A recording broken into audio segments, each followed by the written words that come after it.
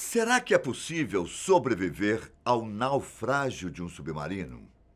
A pressão da água, a escuridão do mar, a falta de oxigênio?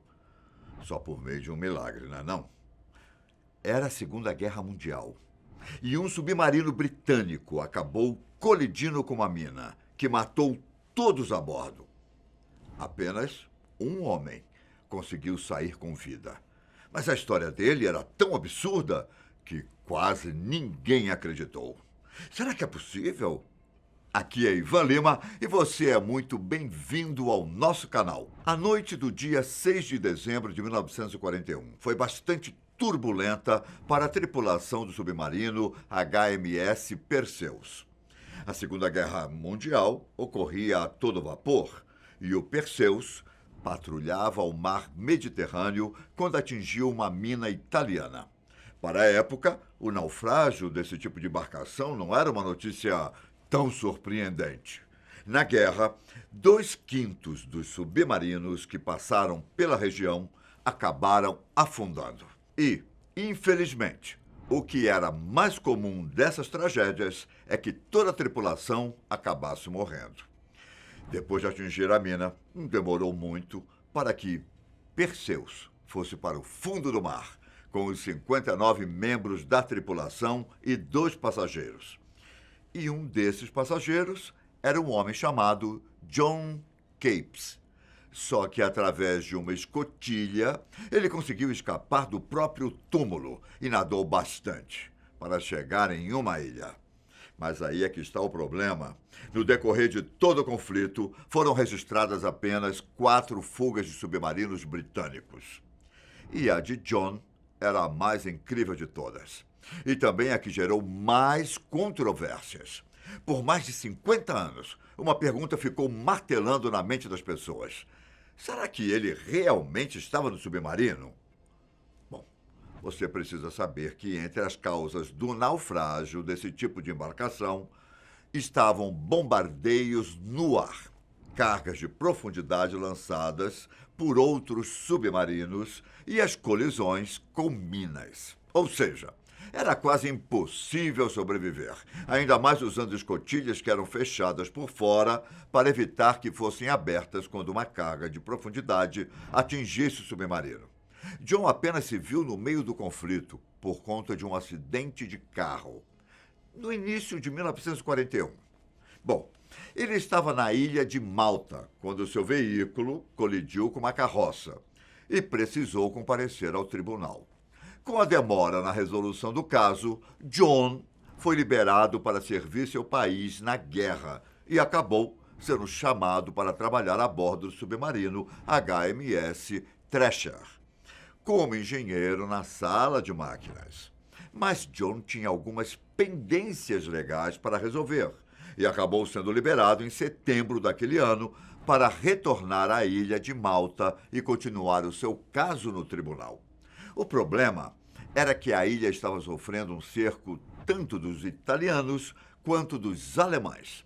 Então as formas tradicionais para John chegar estavam praticamente proibidas.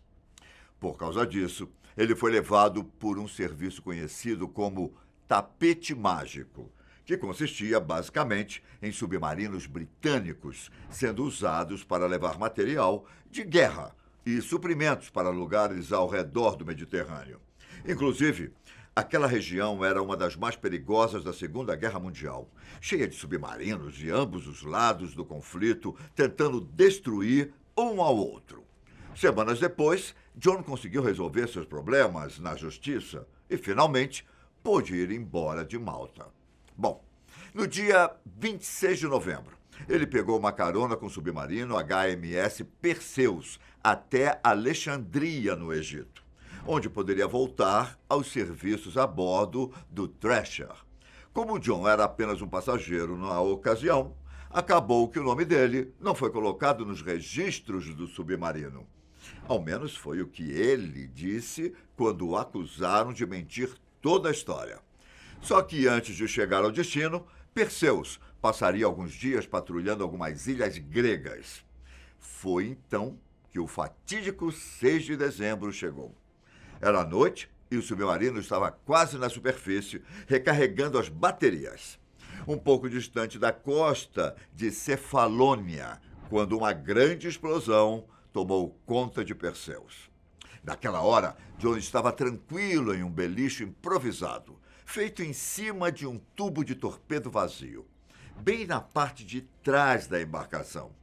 Ele lia e bebia uma garrafa de rum, quando, de repente, foi jogado até o outro lado do compartimento. Tudo ficou escuro e o submarino começou a afundar.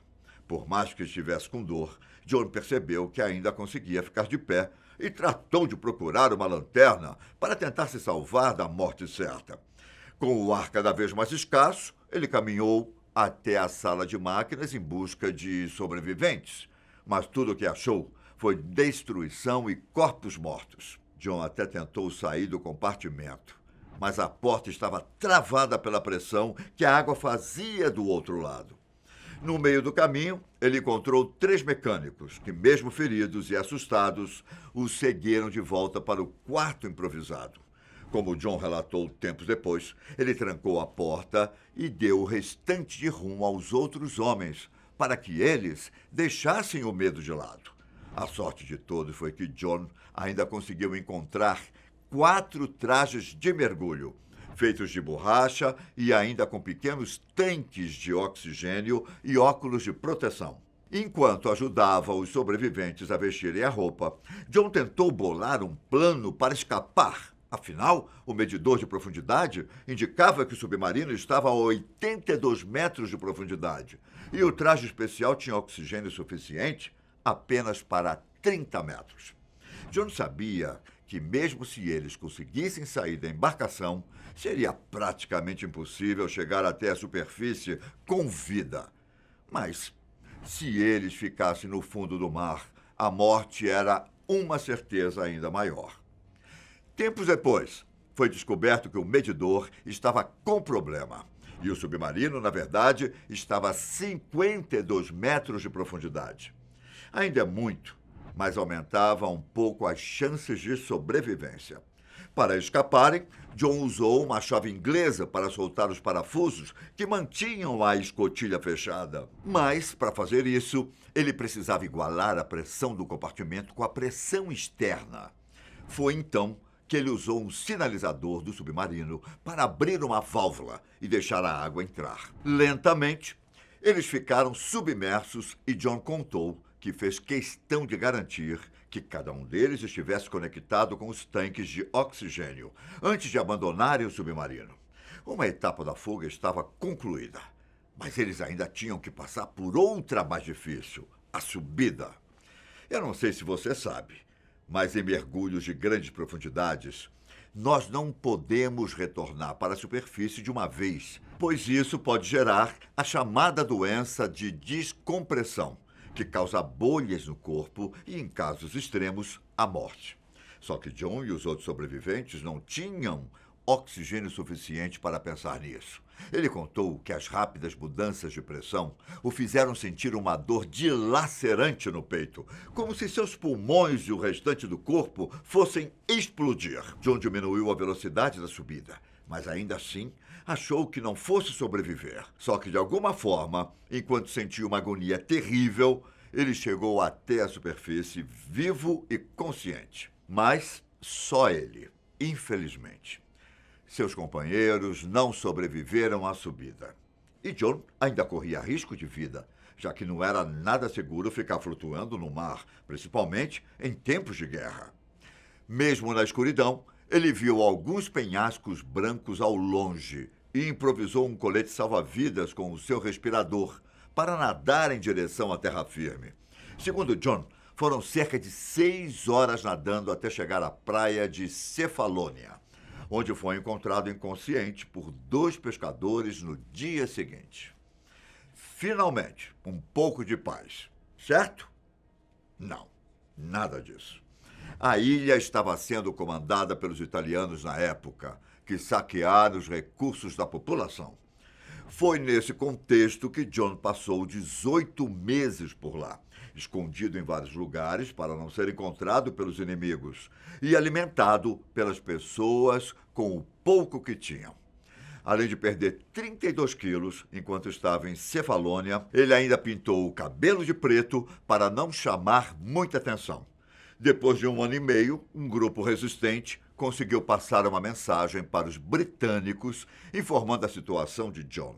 E eles logo prepararam uma operação de resgate. Em maio de 1943, ele foi levado em um barco de pesca até Esmirna, na Turquia, onde recebeu proteção do consulado britânico e, finalmente, pôde viajar até Alexandria para encontrar o HMS Thresher. John foi muito bem condecorado pela impressionante história, mas, quando a guerra acabou, ele descobriu que poucas pessoas acreditavam em suas façanhas. Além de ter uma reputação de contador de histórias, não havia testemunhas para confirmar o caso. E os 82 metros foram considerados absurdos demais para ser verdade. Até sua morte, em 85, John não conseguiu desfazer a reputação de mentiroso, mesmo tendo escrito artigos para a imprensa detalhando os acontecimentos. Somente 12 anos depois, em 97, é que o caso finalmente teve uma conclusão.